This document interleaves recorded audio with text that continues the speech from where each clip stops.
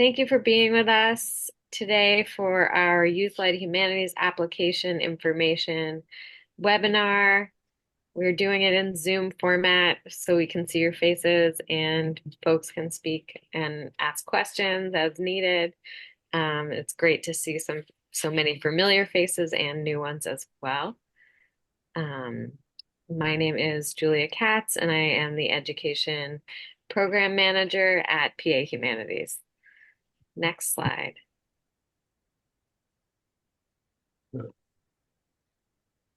Today we're going to give a brief introduction to PA Humanities and then share more details about the Youth-Led Humanities cohort and funding details.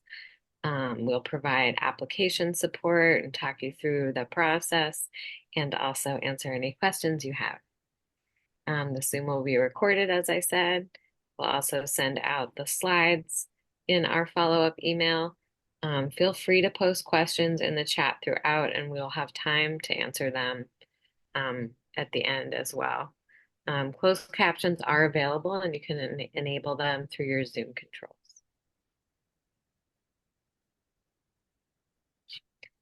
I want to, before we begin, acknowledge that Youth-Led Humanities is made possible by Library Services and Technology Act, funds from the U.S. Institute of Museum and Library Services administered by the Office of Commonwealth Libraries, Department of Education, and the Commonwealth of Pennsylvania.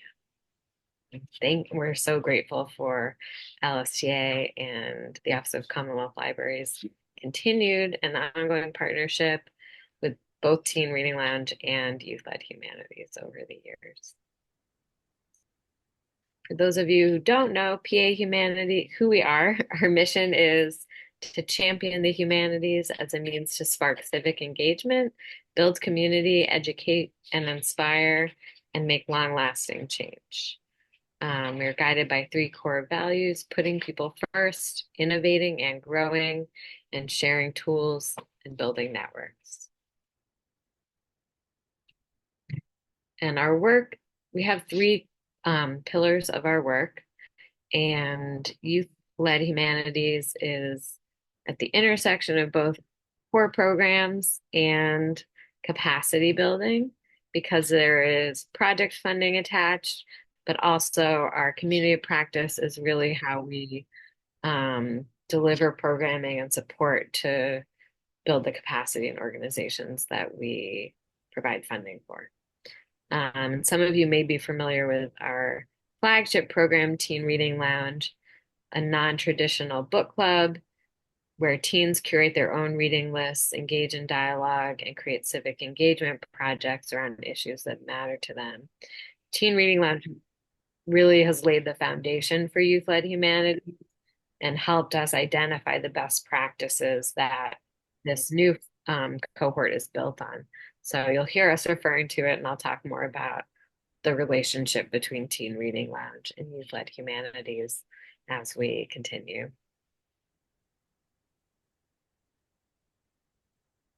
Now I'm going to share more about the details of Youth-Led Humanities and the cohort.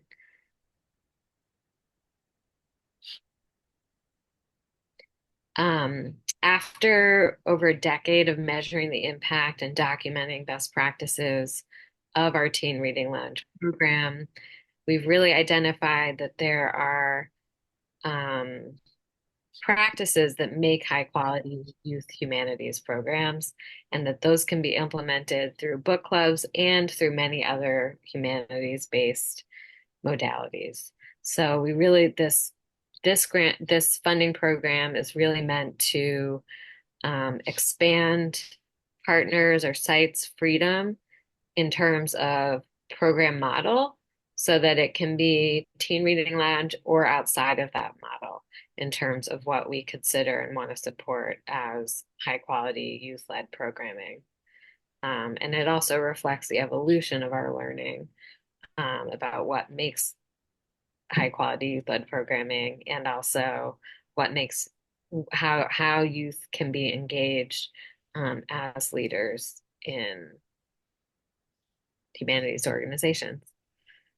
So through this program, we aim to support libraries and out of school time or after school programs to move from youth-centered to youth-led programming. And I'll talk more in a bit about what that means. We also want to support sites that are already utilizing the humanities to engage youth in meaningful ways and build leadership skills, or have been doing one or the other, working with youth and want to implement more of the humanities, or working with the humanities and want to do more youth-led work. And the systemic approach to this is that we want to work with folks beyond just those who serve the young people directly to support a cultural change in libraries and out of school time spaces to really move towards creating spaces of belonging and welcoming that affirm young people and their identities. Next. In addition to receiving, so for part of this cohort process is receiving $5,000 in project funding to support programming for youth for 2 consecutive years, pending that we receive the funds in the second year. And so in addition to the funding, there will be peer support through our bi-monthly communities of practice. We'll also provide trainings with guest experts and a special focus on having veteran sites who are doing this work share their learnings and practices, and also other guests, which I'll talk about shortly. We want to support you with your programming and implementation through individual coaching and support as needed. And also we'll have opportunities available for the young people in your sites to connect with youth across the state from other sites, including through our youth leadership working group. Next slide.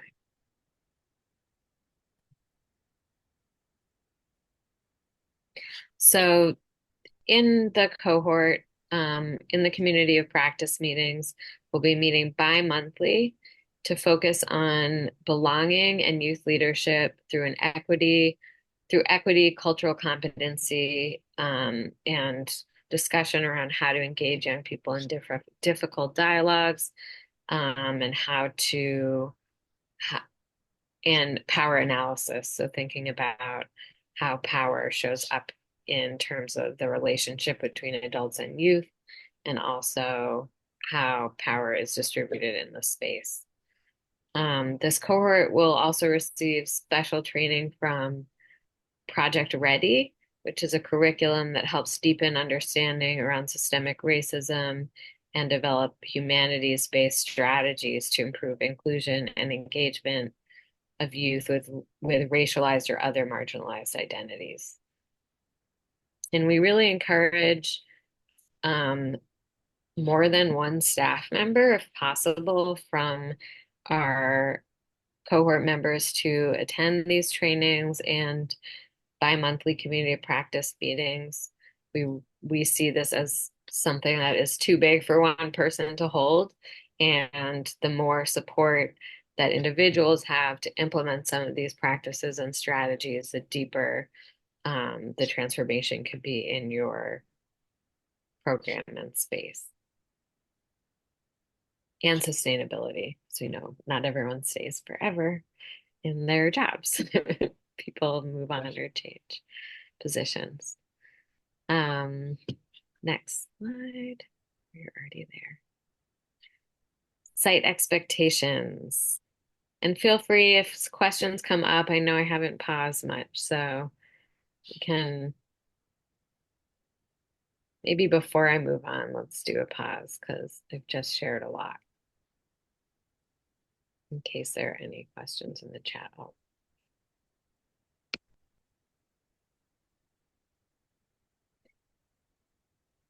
Feel free to put a question in the chat or unmute if you have one, and I'll just pause for a moment before we move on there will be another time for questions shortly.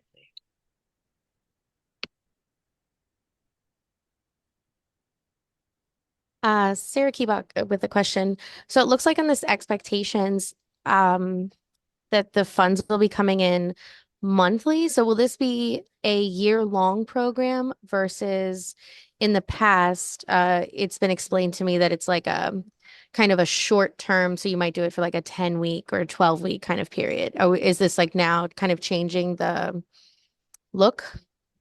Yeah, that's a great question. So the grant period, the funding cycle will begin in October and end at the end of June, although there will be an option to renew so that you can still be able to implement some summer programming before the second year of the cycle.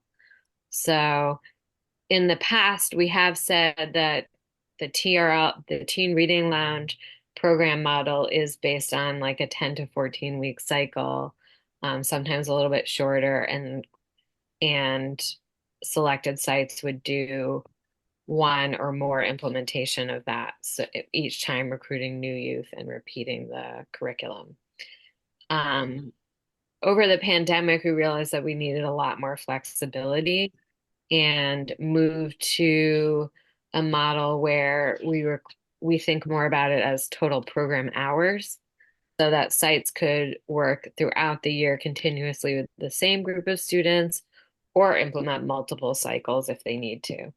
And now that Youth-Led Humanities encompasses more than just Teen Reading Lounge, we really want to welcome all kinds of program models. So we're thinking more about like how frequently are you seeing young people and how many hours of programming are you able to get into a year that matches with the amount of funding you're able to get. So it's not a strict requirement in terms of how many weeks you need to work with youth. It's more thinking about, most sites I would say meet weekly with young people, sometimes monthly. We know that recruiting teens and sustaining attendance is one of the biggest challenges that our partners face. And so thinking about the frequency and the scheduling of programming is going to be what works best for the teens you work with. To have that kind of consistency and regularity that they're going to keep showing up and be able to continue. So we support what works for you and your site. There's not a requirement. Any Julia, other? there was a question from Joyce asking if programs on site are seasonal, like summer programs. What does that mean for, what does that is that eligible? Is that something that folks could apply for? In the past, yes, that in the past it has for library branches, it often is seasonal, where we've had sites that have their school year cycles and then their summer cycle. Because our funders at the Office of Commonwealth Libraries and the fiscal year of the state has changed, we are we've this past cohort we were not able to fund summer programming. And we know that that's a big component of a lot of libraries and how they've used Teen Reading Lounge funding in the past. So we're working to make sure we can support summer programming through some continued funding, even if it's like hopefully through this cycle, but maybe through other funding sources. But we don't recommend people use this only for summer programming because it's more we think it you would be saving all the funds for the end of the cycle, and a lot of times it's harder to spend down the project funds. There's more unpredictability if you save it all to use at the end, and that it gives you a really short amount of time to do a lot of programming. So I would say the expectation is that is not just for summer programming, but you can think about it in the different seasons of your organization. For out of school time sites and after school programs, that is more so during the school year. So there's a variety of what organizations' timelines look like. And feel free, anyone else from PA Humanities, feel free to chime in if you think I've missed something or want to add on. Let's see, I see some other questions. Yeah, so Joyce is asking, can money be used on staffing? And I would say that there are limits to that and there are restrictions on that. It depends. So I would not, we'd have to, Celeste, do we know what the rule is around staffing? As far as I know, it's still only part-time. But we need to check that once the grant comes, our grant comes, excuse me, our grant comes through. But at this point, I would assume it's still only part-time staffing. No, I guess what I'm asking, so you would, some of the grant money can be applied towards staffing needs for a program is the question. If you need a program director or something like that. Yes, as long as that person is part-time.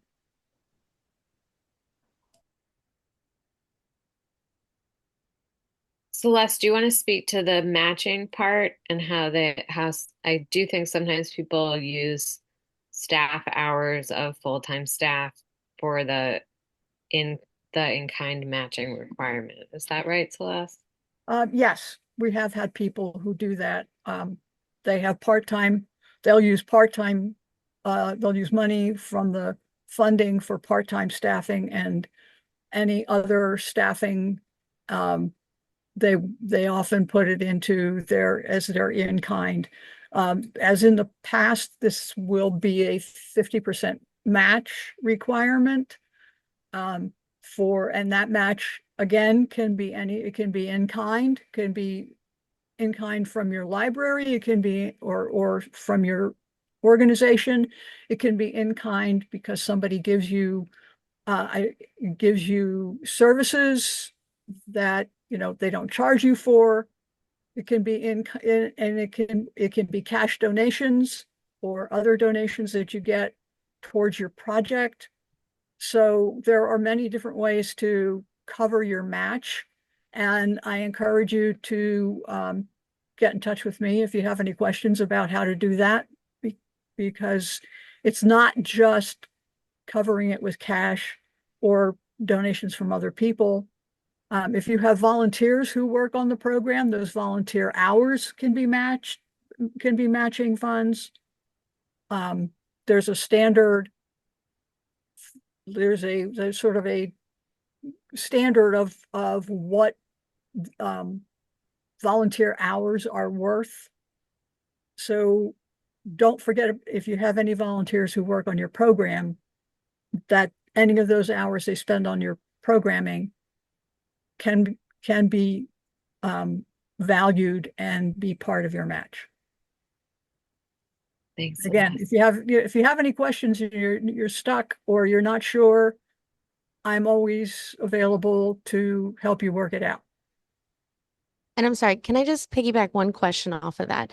So I'm trying to understand that. So the $5,000 is the grant offered, and then 50% match would be 2,500 that then we're supposed to come up with in these various things that you've said. And so our total spending for the program should be $7,500 because we're tossing in the other 25. Is that correct? Yeah, that's basically that's the way. Yeah. Okay, thank you. That's correct. Yes.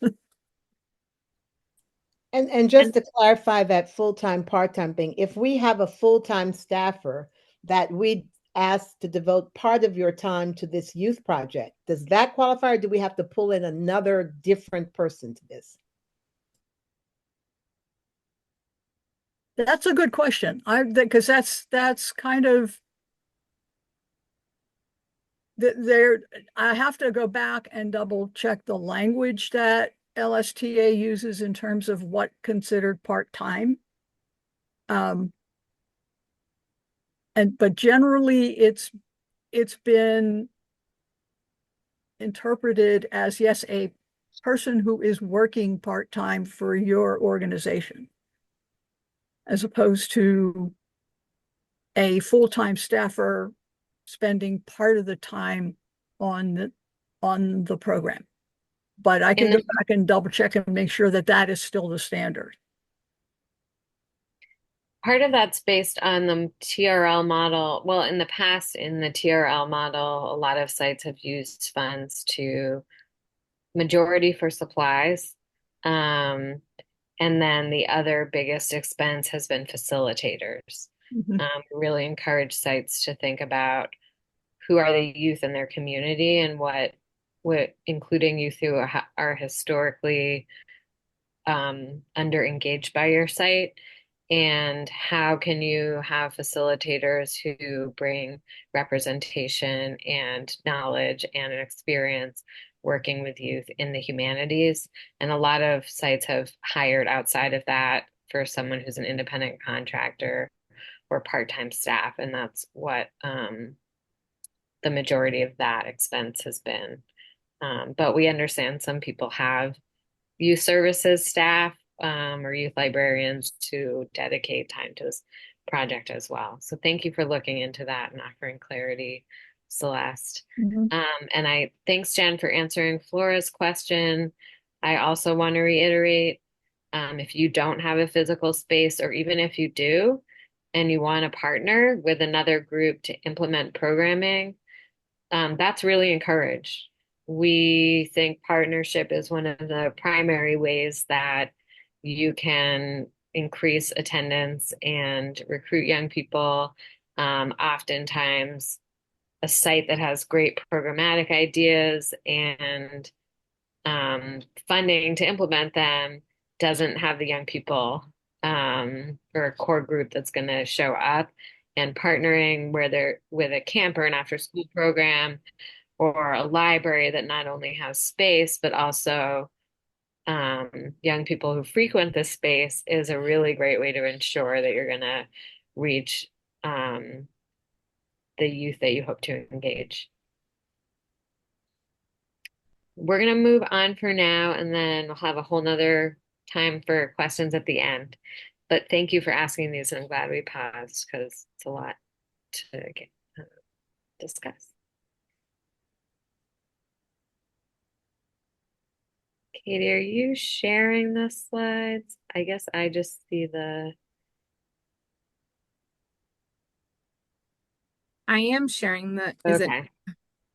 I think other people see them. I just, for some reason, don't, but that's fine. I can see them on my screen. So are we on site expectations still? No. Here, hold on. Can we start there? Yeah, give me 1 second. Thank you.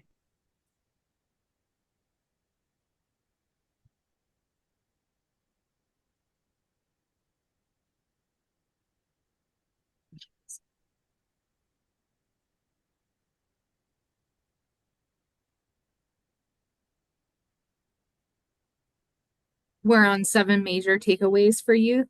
Are you able to see it? Yeah, can you go back one more? Yep. Thank you. I just want to make sure I cover all these since we paused for questions. Great. So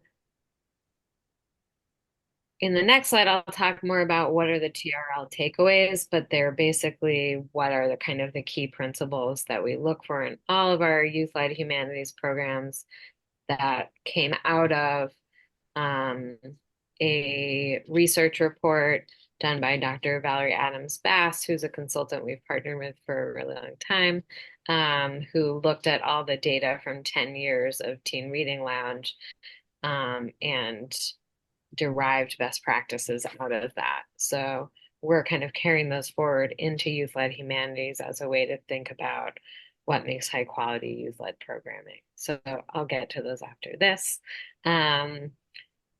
we expect sites to identify 1 to 3 individuals to participate in the trainings and bi-monthly communities of practice. We know they're not always at times everyone can attend, and we'll do our best to accommodate schedules and think through that with you. We also have new requirements from our funder to submit a itemized monthly expense report. We're working to make all of our administrative requirements as streamlined and accessible as possible.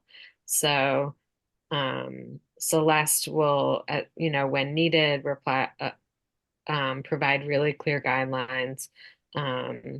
But basically, in order to allocate or to distribute funds monthly, we need to know how you're going to spend them. Not to the micro detail, but we'll have a form that you can fill out that will be pretty straightforward, and you can kind of itemize what things you'll be using the funds for. We hope that you will make every effort possible to include youth to recruit youth who are marginalized in your community. We know that that means something different in every community in Pennsylvania because we have a diverse state in terms of rural, suburban, urban, and we partner with libraries in all regions. So thinking about like I said, how you create belonging and welcoming in your space and how you reach out through partnerships and within your community to youth who you haven't maybe historically served. Because we see that we've seen in the past the Teen Reading Lounge and in general youth humanities programming can often be one of the few safe spaces for young people to really be themselves, and that it's really vital for the well-being of teens.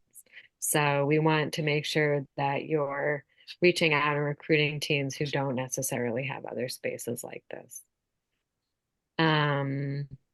Those are the main things I think I mentioned. The administrative tasks. We have an outside evaluator who will provide forms to collect assessment details, registration details, and we'll orient, once we select our sites for the cohort, we'll orient you around all of that. Next slide.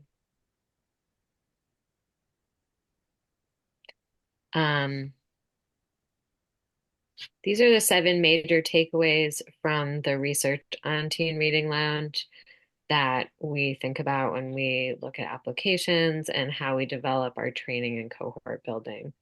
They're pretty straightforward, but they take a lot of work and intention to implement in a sustainable way. So we really want to support sites both in accomplishing these in an aspirational way, but also who are already thinking about them, centering diversity, equity, and inclusion, using the humanities to support positive youth development, having organizational leadership on board with supporting youth-driven programming. That takes a different kind of openness to sharing power with teens, to respecting teens and their ideas, and sharing decision-making with teens. Ask for and seek out professional development opportunities, including this one. So you all get a check for this already. Provide opportunities for youth to act. One of the main ways that we see youth being engaged in sustainable ways in programming is through civic engagement opportunities and social action. So we really encourage any sites that are using the humanities to think about how that can spark agency in young people and how they can use their voices through the humanities to impact change. Prioritize program evaluation, communicate to funders what youth actually need for a quality after school experience. So those are the main takeaways that we just ask you to think about and that we think about and how we provide training and development. finally, how to apply. Um, One of the first things to do in order to apply for the Youth-Led Humanities Cohort is register your organization or group in our grant portal. These details are also outlined on our website. And when we share the slides, all of this is hyperlinked to take you where you need to go. But it's pretty straightforward. Once you click sign up and follow the prompts, you will submit that and then hear back from PA. You'll receive an email from PA Humanities soon after that will send you to a link to collect more details about your organization. That helps us so that we don't have duplicates in terms of our contacts within our database, and also to make sure that anytime you apply in the future, you're already registered with us and it'll be straightforward and smooth. And we can answer more questions about that process when we get to the end. There's also on our website, if you visit the Teen Reading Lounge page, it will have guidelines that you can download, and also includes the application questions. So you can start drafting out your answers before you even get into the portal and have to upload things. So this you can do right away. We recommend registering in the portal as soon as possible. That will allow you to start your application whenever you're ready. We also have an option for folks who find it more accessible to submit a video instead of text for the narrative part. So feel free to do that, I think, if you want, because we hope there's a lot of space in your program design for young people and their input and their interests.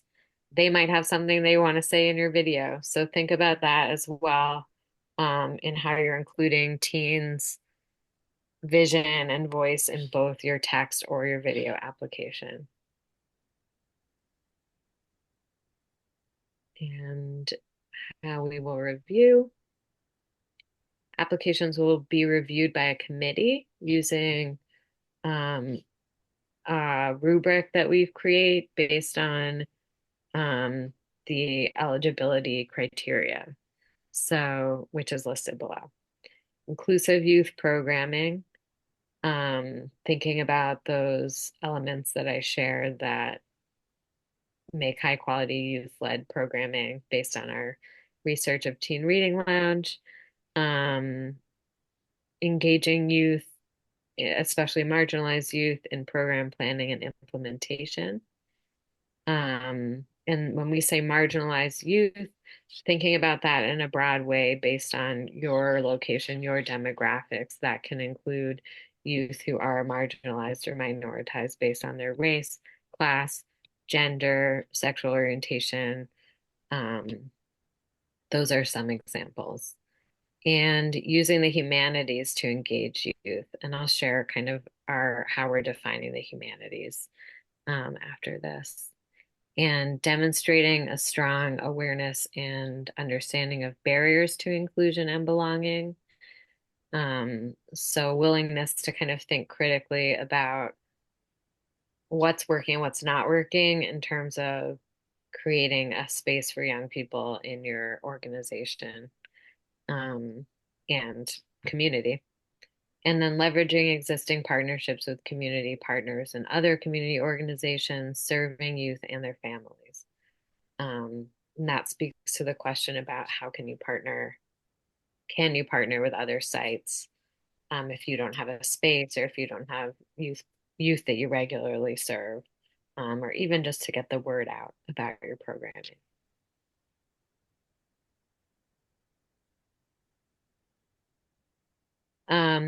This is a tool called Heart's Ladder that we've used in past cohorts as a way to think critically about how we engage young people, and what we mean when we say youth-led. We know that moving up the rungs of the ladder is not easy, and that not every program is meant to be at the top of the ladder, in terms of giving full autonomy and sharing decisions between youth and adult allies. Different programs serve different purposes. So we recognize that, but we want sites to be able to be honest and identify where they are and where they strive to be. And sometimes young people might have a different idea than adults about how they're being engaged, and having an openness and humility to look at that and listen to them, is really important for being able to see and engage teens as full participating community members.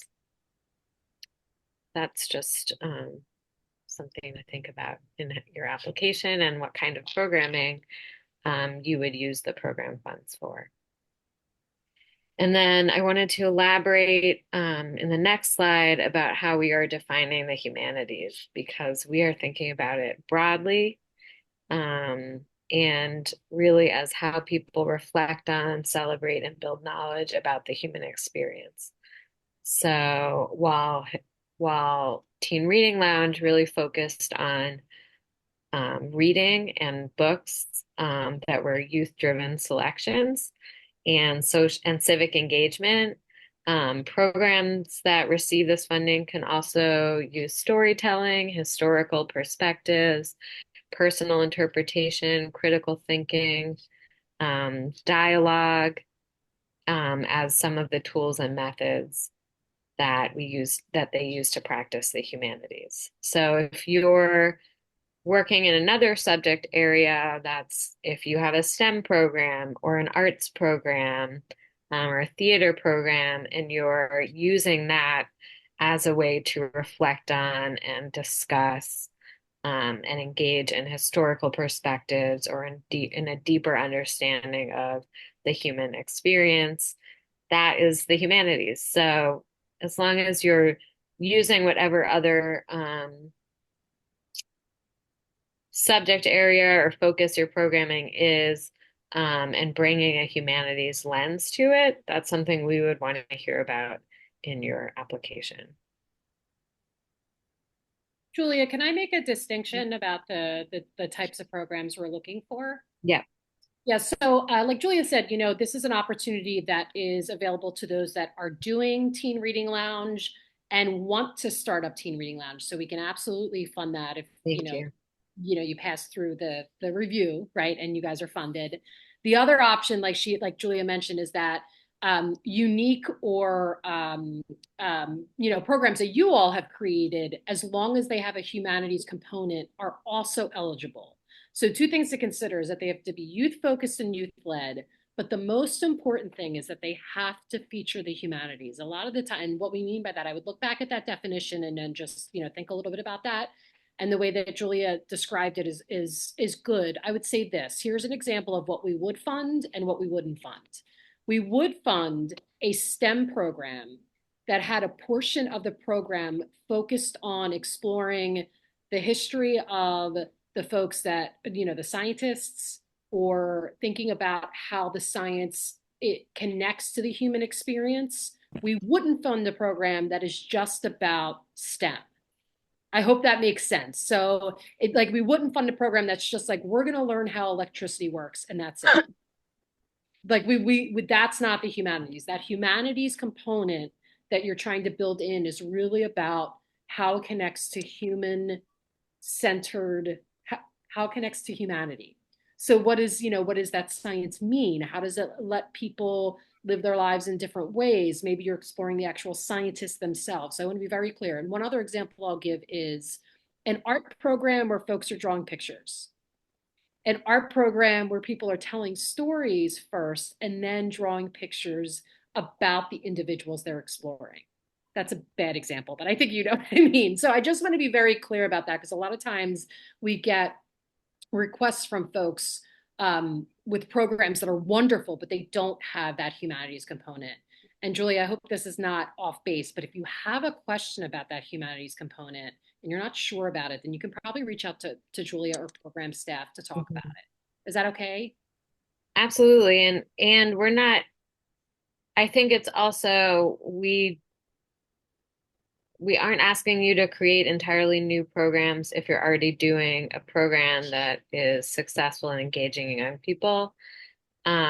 But it needs to integrate the humanities in a meaningful way.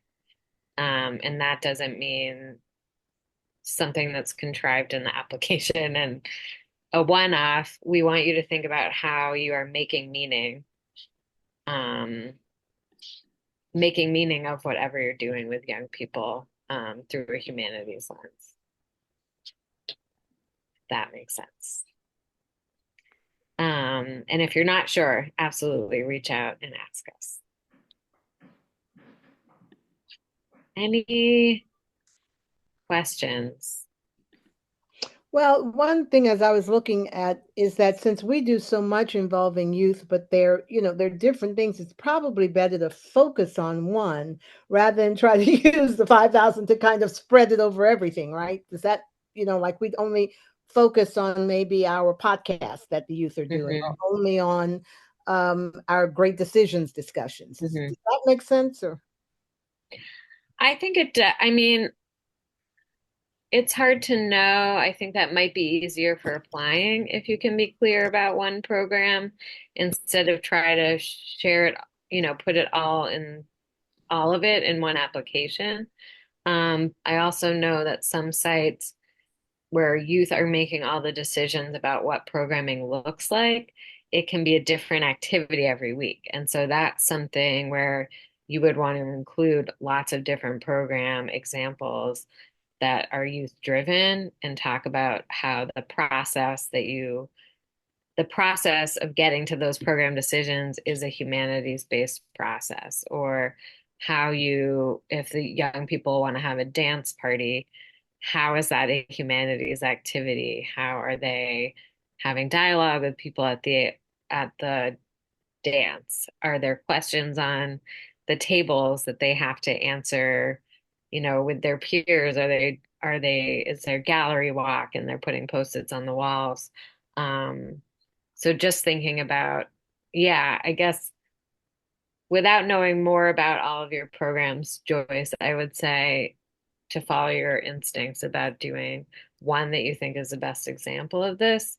And then if there are sites that are really like young people deciding on a lot of different programs throughout the cycle, then I would mention what some of those might be or have been in the past and how they connect to the humanities. And if you don't know what your program will look like because you have a group of teens who are excited to co-develop it with you, talk about how you're going to do that and how you will give them the structure that will make sure that it's still grounded in the humanities. Great question. Any others?